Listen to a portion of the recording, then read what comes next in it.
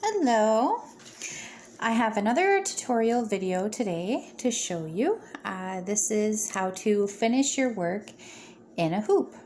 So this is the project we were working on in my beginners Facebook group, Cross Stitch for Beginners. And I'm going to keep it in the hoop, mostly because of the staining I had talked about from it rubbing against another project I had.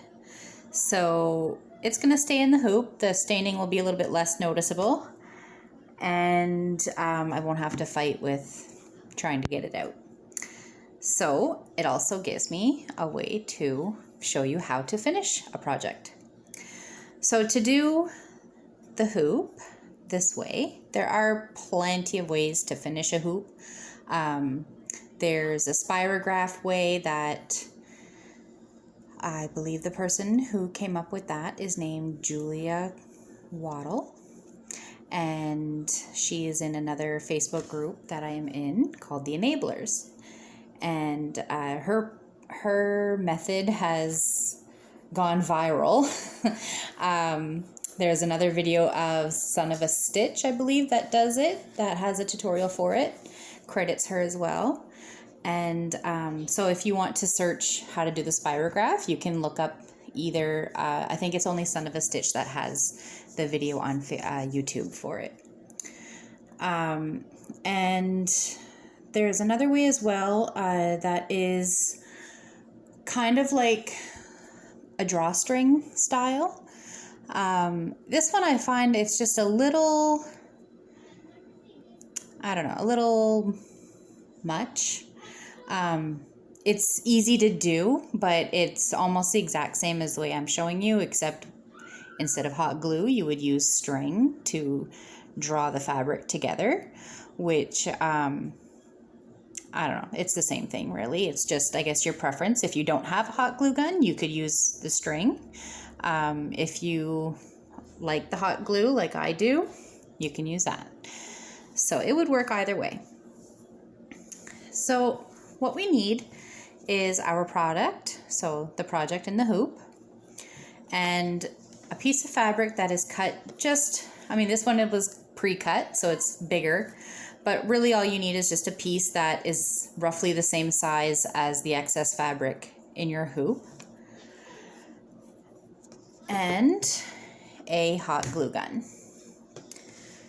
So what we're going to do first is remove our pattern from the hoop. So you're going to loosen the screw, slip it out, put it aside, and you're going to want to, sorry, I'm trying to visualize here. Okay. You want wrong sides together. So whatever fabric you choose, this one is just a very rough jute that I found at the dollar store. It's almost like burlap, but it's got a design on it. It hides my pattern really nicely in the back, my stitches, which is the whole point of backing your hoop. You can use anything from plain cotton to another piece of Aida. I don't do that because that's a waste of Aida that I could stitch on later.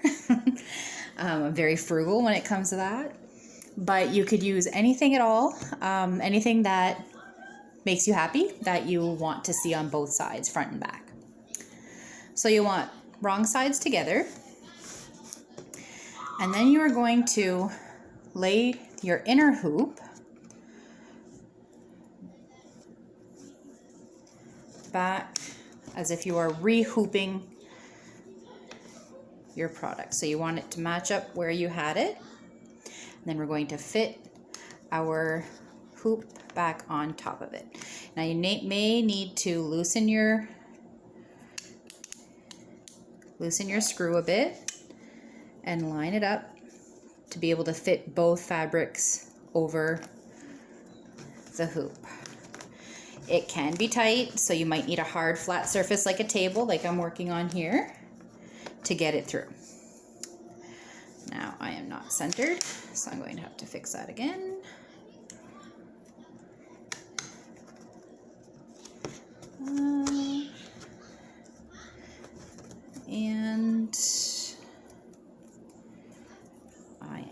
happy with that. All right. So you want to make it nice and tight. Screw it back in. And then you'll just want to give a tug to pull your fabric through so it's nice and tight. Just don't pull it off of the hoop. I've done that before, and it can be frustrating. So there we go, just to straighten out your fabric. Make sure that you are lined up nicely. So you can either make your hoop flush with the front or have a little bit of an edge there. I like the little edge. I don't know why, but it feels more secure to me. I don't think it really matters. Okay, so then you'll end up looking like this and like that. So you'll have your fabric on both sides. So from here, sorry, I forgot to mention, you will need a pair of either embroidery scissors or your good fabric scissors. I like my fabric scissors because they just kind of get the job done. They're heavy duty. So from here, you're going to want to snip in. You can snip each fabric on its own. It doesn't have to be at the same time. But you just want to go about, I'd say about maybe 1 centimeter or 1/4 of an inch from the hoop. And then cut. Okay, here we go. All the way around. Sorry, my camera's going wonky. Here we go, okay. And you're gonna wanna cut all the way around. This can get messy and it might look not so pretty in the beginning. Just kind of do a rough cut. That's fine. You can go back in with your embroidery scissors after we glue it down to trim it up again. This is just to get all that excess bulk out of the way.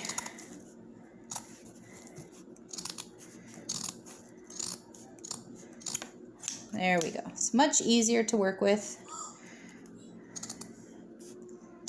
I'm gonna do a couple extra little snips. There we go. So we'll move all this out of the way. There we go.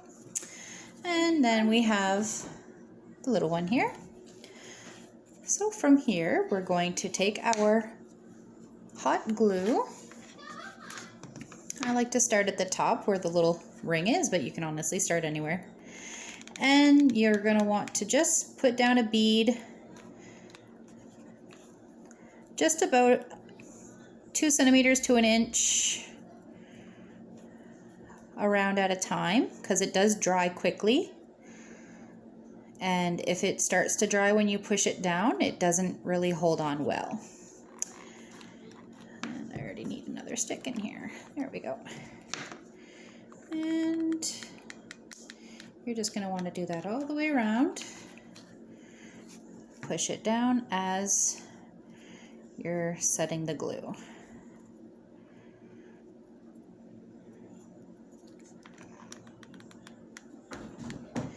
Now, because this is double fabriced, sometimes the top fabric, the Aida, won't glue down to the bottom fabric. All you have to do is go back in with a bead of glue.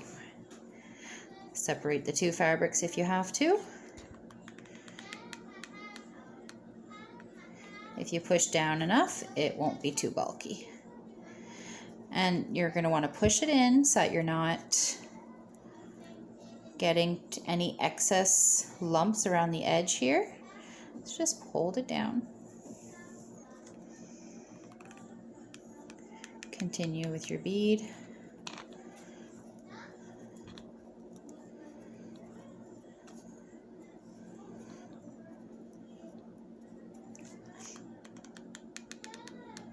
The flatter you hold it down, the flatter it will stand on the wall. It'll sit on the wall.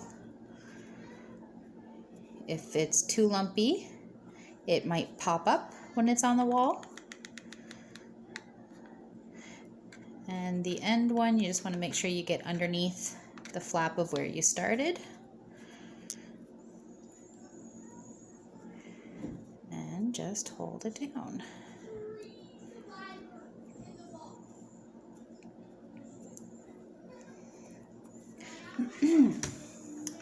There we go. Set that there. So I'm going to grab my embroidery scissors so we can do a closer cut.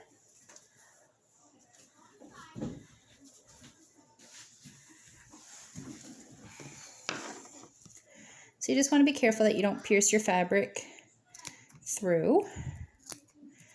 And you're just going to snip around. Oh, my scissors don't seem to want to grab anything here.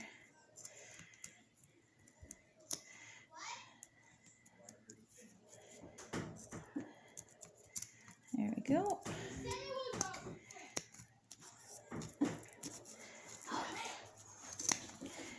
And just to get the bulk off.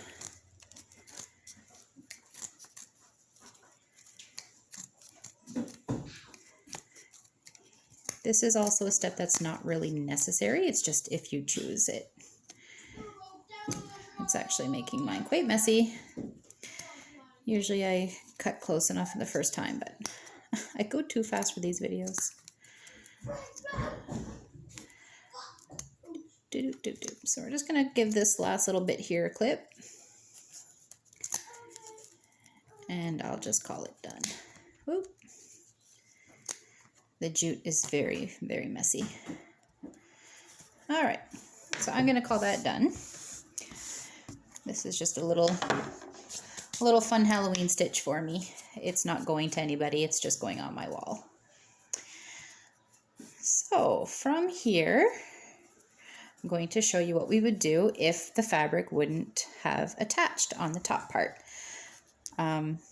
It looks like most of mine has, so I'm just going to lift a little portion. All you would do if it doesn't attach, honestly, just a little extra bead of glue will hold it down nice and tight. So be careful when you're pushing it down though, because the Aida has holes and the glue can slip through. So use caution when you're using hot glue. And yes, you can say hi. Hi. That's my son saying hi. All right, and so from there, this is the end result. That you can, to finish this solidly, I suppose, some people will hot glue a circular piece of fancy cardboard paper. You can also just leave it as is because we already have the back covered. I will be leaving it as is and having it sitting on my wall. There we are. That's a finished hoop. Nice and easy.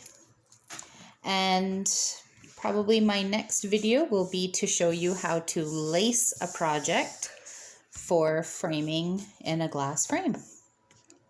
All right, so thank you for joining me. We'll see you next time. Bye.